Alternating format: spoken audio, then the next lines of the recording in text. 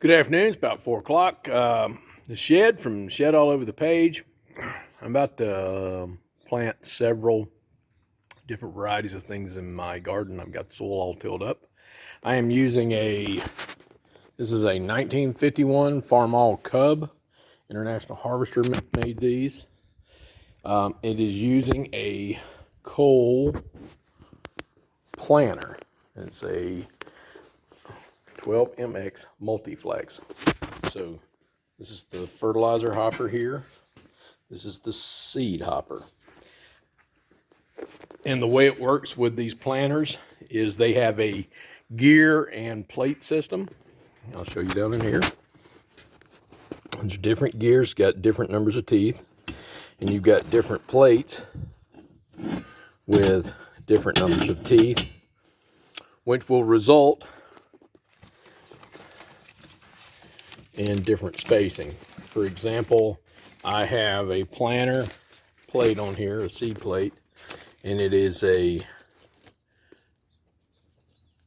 12 cell, and I'm using a 8-tooth gear. So I'm using 8-tooth, 12 cell, which that produces a seed spacing of 15 inches. And the spacing that I'm looking for is 12 to 18.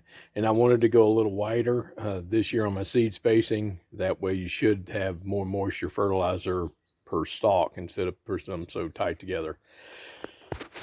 The planter company's been around a long time. They were back mule drawn at one point. And I've had a problem with the tractor not cranking. And it's still a 6-volt system on this tractor.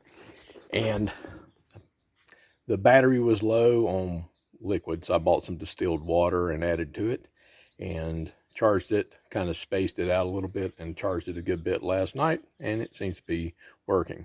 But what I was going to show right quick is the advantage of planting heirloom seeds, where you can use your seed from the vegetable that you produce. So my wife wanted some okra, and I planted Clint some spineless last year okra. And what I did was at the end, I let some just grow out and never harvested them. And you end up with seed pods. And I don't know if I can prop this thing up so that it will. So there's a seed pod. I'm going to see if I can just break it open. I tried propping the phone up. It didn't work real well. But I just want to let you see what you can get from one little seed pod.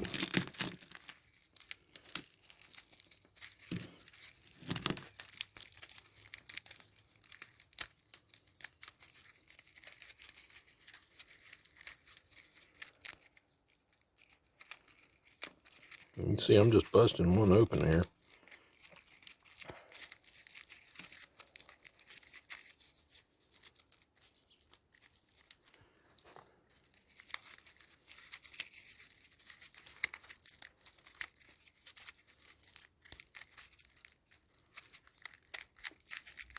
Thank you for your patience. That's the amount of seed you get just from one pod. So that's quite a bit of okra plants just from one little pod. So if you've got heirloom and you can save your seeds, you'll save yourself quite a bit of money. It'll plant and side dress at the same time. That's the way this planter works. So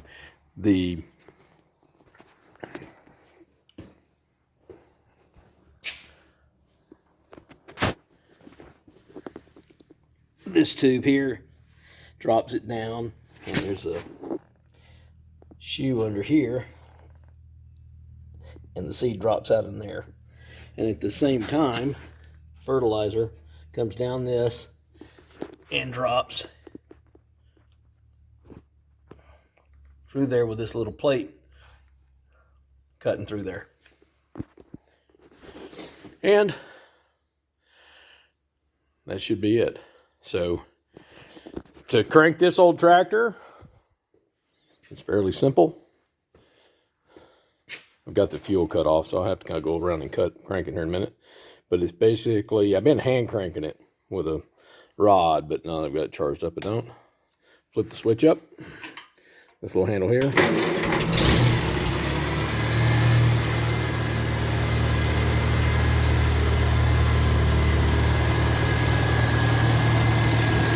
Turn the fuel on under here.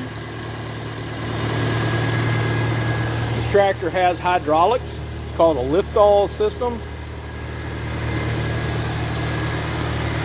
This lever right here, that's the hydraulics, that's the throttle. It's a four-speed, well, it's a 3-speed with reverse. So you just push the hydraulic lever up.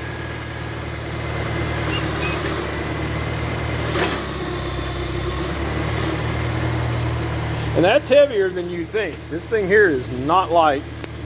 And then these shoes that are on here will plow out my tractor tire marks. And it keeps it really kind of in a way from packing down. So, I need to get some things planted because, like I said, it's supposed to rain tonight. Shed, off the stage. Have a good day. Kind of a postscript on the planting today. So what did we get accomplished? Well, I planted, and these rows are roughly 50 feet on the short side. Then they get progressively longer because of the shape of the garden, but we'll just call them 50 footers. So I planted 1 row of Blue Lake pole beans.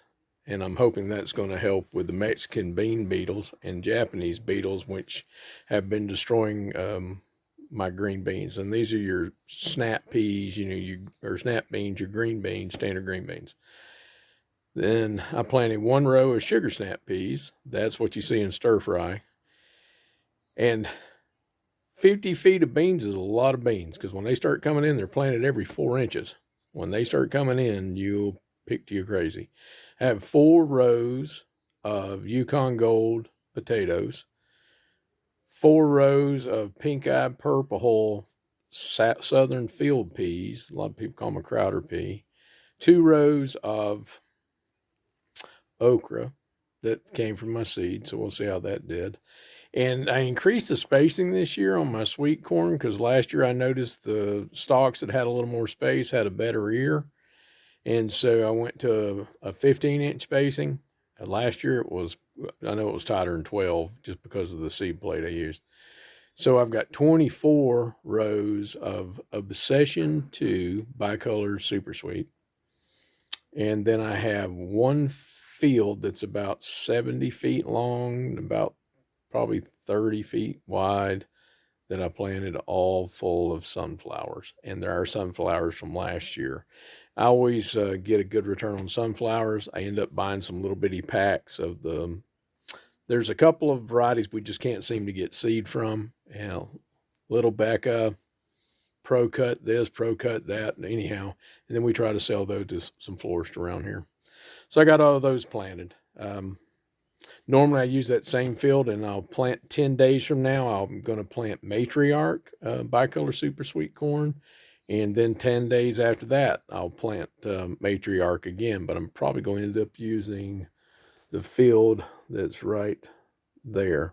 And this is where we were doing the dirt work for the retaining walls. So I end up using that field and probably split it in half. And that'll be it. Old and tired. Shed. Off the page.